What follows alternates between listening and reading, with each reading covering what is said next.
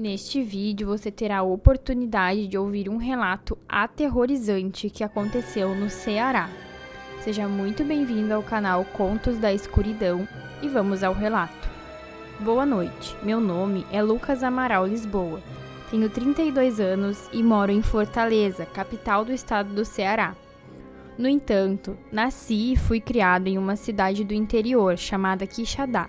Até hoje, graças a Deus, nunca presenciei nada sobrenatural e espero que continue assim.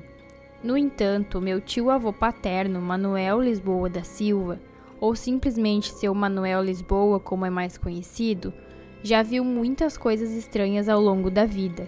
Ele tem tantas histórias que levaria muito tempo para contá-las.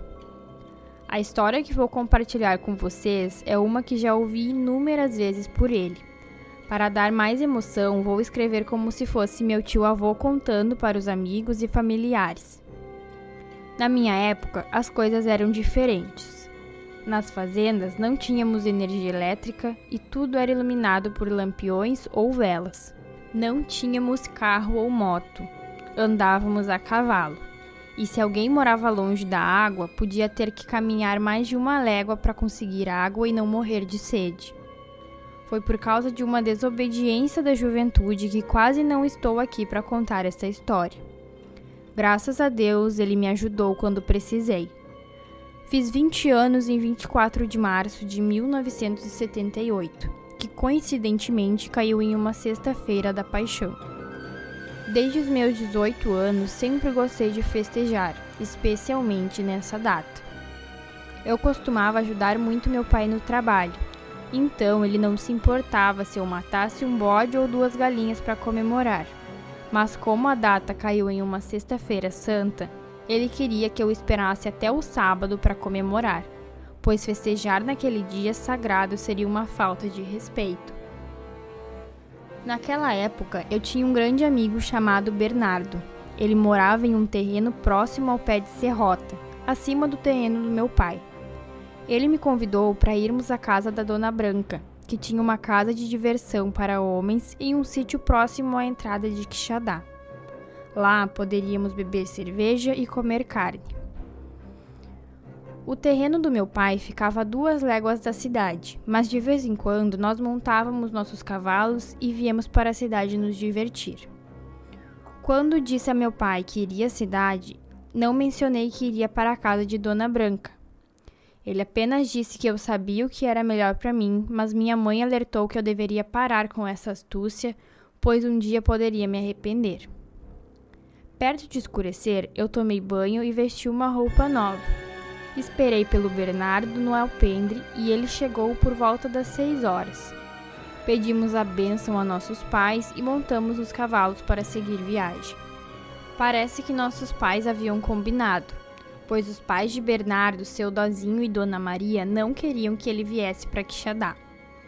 Meus pais aconselharam ele que deixasse essa comemoração para outro dia, mas não demorou muito e chegamos à casa de Dona Branca, onde outros amigos da cidade também estavam comemorando.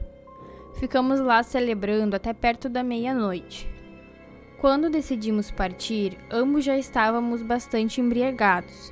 Dona Branca até sugeriu que passássemos a noite lá, mas recusamos, já que eu teria que ordenhar as vacas cedo no dia seguinte.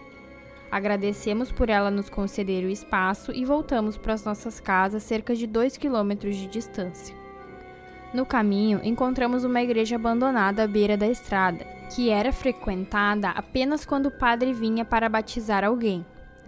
De repente, avistei algumas luzes brilhantes mais à frente, que pareciam vagalumes, mas estavam espalhadas pela estrada inteira.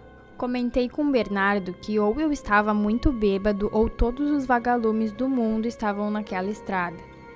Ele, por sua vez, disse que aquilo parecia mais com marmotas do que com vagalumes. Aquela era a única estrada disponível, então decidimos seguir em frente. Conforme nos aproximávamos, percebemos que as luzes brilhantes eram, na verdade, velas acesas. Dado que estávamos próximos da igreja, pensei que fosse uma procissão, apesar do horário incomum. Decidi acompanhá-los de perto, mas quando chegamos mais perto, percebemos que a procissão era sobrenatural. Além do grupo de pessoas caminhando com a cabeça baixa, carregando objetos parecidos com velas, havia algumas criaturas ao lado da estrada que pareciam estar conduzindo-os. Ao ver essas criaturas, fiquei assustado e imediatamente fiz com que meu cavalo corresse, pois nunca tinha visto uma besta daquelas antes. Elas pareciam meio humanas, andavam curvadas e suas mãos tocavam o chão. Eram grandes, mas com 1,5 metro de altura quando abaixados, e passavam facilmente dos 2 metros quando em pé. Eram extremamente magras e pareciam sombras, e se a lua não estivesse tão brilhante naquela noite, eu provavelmente não teria sido capaz de vê-las. Quando observava a procissão, ela acabou entrando na igreja, mas as portas estavam fechadas. No entanto, as criaturas que estavam conduzindo a procissão ficaram do lado de fora, vigiando. Fiquei aterrorizado com a ideia de passar em frente àquela igreja. Com muito esforço, criei coragem e passei com meu cavalo. Ele resistiu e não queria ir de jeito nenhum. Quando finalmente cheguei em frente à igreja, fiz a besteira de olhar para o lado onde as criaturas estavam. A aparência deles era a coisa mais assustadora que eu já vi. Tinham bocas enormes, com quase 1 palmo de tamanho, e línguas compridas. Se essas criaturas já foram humanas um dia, não pareciam mais, pois estavam deformadas. De repente, uma delas gritou, fazendo meu coração disparar. Eu ordenei ao meu cavalo que fosse embora e acabei sendo perseguido por uma dessas criaturas. Felizmente, meu cavalo era rápido o suficiente para escapar.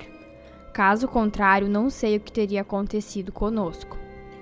Ao olhar para trás, tivemos a sorte de ver que as coisas haviam desaparecido e conseguimos chegar em casa. No entanto, naquela noite não consegui dormir porque tinha a sensação de que uma dessas coisas estava dentro da casa. Para aliviar o medo, deixei uma lâmpada acesa a noite toda. Mais tarde, meu pai me chamou para tirar o leite, mas não contei a ele sobre o que estava acontecendo.